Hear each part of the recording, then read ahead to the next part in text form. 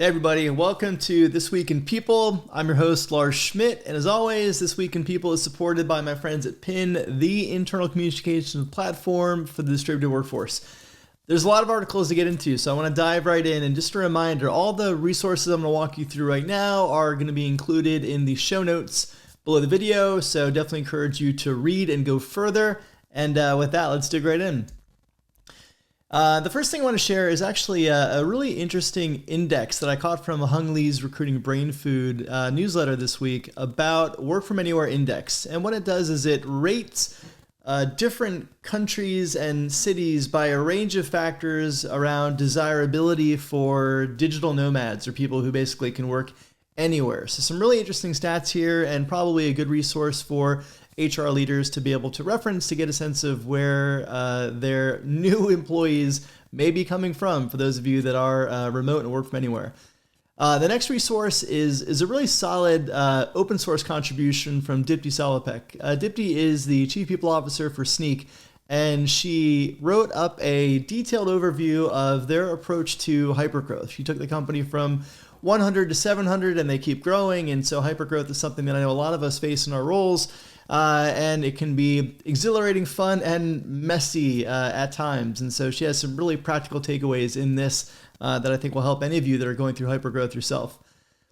Dropbox has been really great about sharing some of their learnings and practices as they've moved from digital by default in their own structures. And so, to me, one of the key lessons and key kind of things that we'll be unlocking with remote distributed work is asynchronous communication and collaboration. And we're just scratching the surface there. You've heard me talk about it on the show before, but this is a really practical post that kind of gets into how they think about asynchronous communication at Dropbox. So again, worth a bookmark, worth your time, and definitely check that out, as all of us are hoping to begin shifting some of our synchronous work to asynchronous. And speaking of meetings, this was an interesting piece by Slack around how they're approaching running effective meetings. So it gets into some practical advice around meeting timelines, structures, etc., what needs to be a meeting, what doesn't need to be a meeting. Please send that one to your managers. I think this will be helpful for all of you, so it's included in the show notes. Definitely worth your time to check out. Initialized Capital ran an interesting survey of some of their founders, basically asking if they were to be starting a company, what market would they choose? And they reviewed the feedback from their founders from 2020 to 2021. And some interesting data. There's a tweet that I referenced from Paul Graham, who had a thread about this particular analysis that definitely recommend you checking out.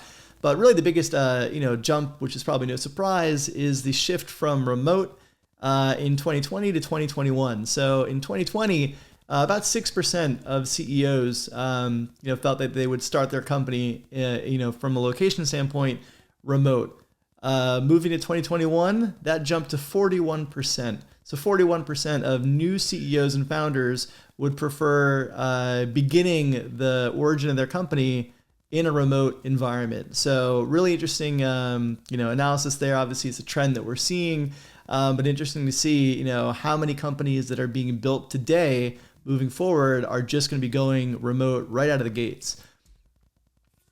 Here's another interesting story from the Wall Street Journal, just about the rise of remote and how, because some of the bigger tech companies, the FANGs of the world, now have remote and distributed policies, they're able to go into some of these smaller markets and poach their talent. So I think it's an article that gets into some of the regional markets that typically weren't competing with the likes of Google, Facebook, Apple, Amazon, etc., and now they are. So just another interesting kind of domino in this shift towards embracing more remote and hybrid structures.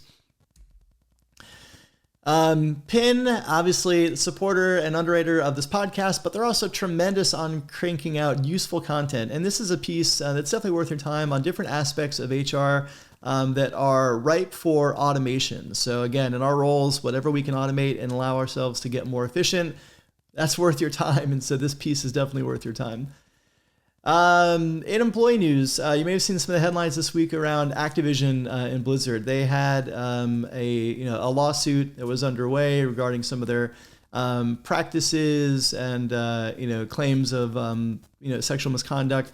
And employees, because of the way they've responded to an employee, staged a walkout. I think about 500 employees in the Irvine office, walked out this week. So again, I think employees in this environment are certainly finding their voice, and if they don't agree with your organization's behavior, they will let you know. And lastly, we're in this environment where, we have vaccines. Delta seems to be spreading. It looks like we are heading into another spike in terms of COVID cases. And so, Google, there was a lawsuit that we talked about a few months ago, actually, about employers being allowed to mandate vaccines. And you probably saw, for those of you in the US, the federal government announced for federal employees, they will be required to be vaccinated. If they don't, there's all kinds of safeguard processes that they have to go through. Google announced that they're both delaying broader reopening of their offices, and they're also going to be requiring vaccination. Twitter actually announced as well that they are closing their offices, and they're kind of pushing back. They've already announced work remotely for as long as you want, but they did have some offices open for those who wanted to go into those, and so they are closing, I believe, their New York and San Francisco offices for the time being right now, as the Delta-driven cases are spiking. So hang on tight. I've definitely been hearing from a lot of my CHRO and CPO communities that they're, those who have announced return to office plans are pushing back those office plans. So situation is obviously dynamic and fluid, and just keep abreast of how these changes are impacting your particular region, and adjust accordingly. In other news, I'm excited to open up the next cohort for the Redefining HR Accelerator, the Charlie cohort. It's going to run in October, so I'm going to be 2 months off as we get ready for back to school and everything. I'm not going back to school, but my kids are, and so I want to take some time to focus there. But so the next cohort will be back in October, and registration for that is now live.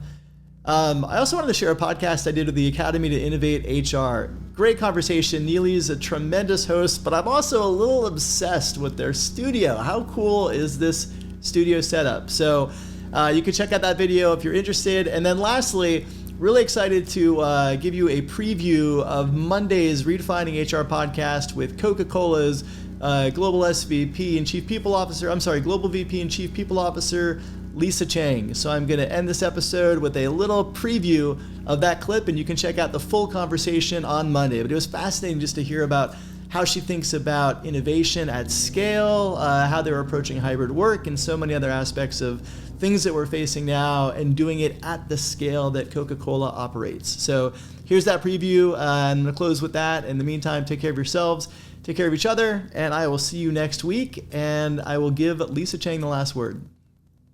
So some of the things that we're trying to do is shape even HR we're moving from a kind of managing by policy, which HR is famous for, to managing by principles. What are the guiding principles around work? And so, for example, one of the guiding principles for us is, we trust and believe in the empowerment in our employees. But we also believe in communities, and we believe in working together across what we call a network.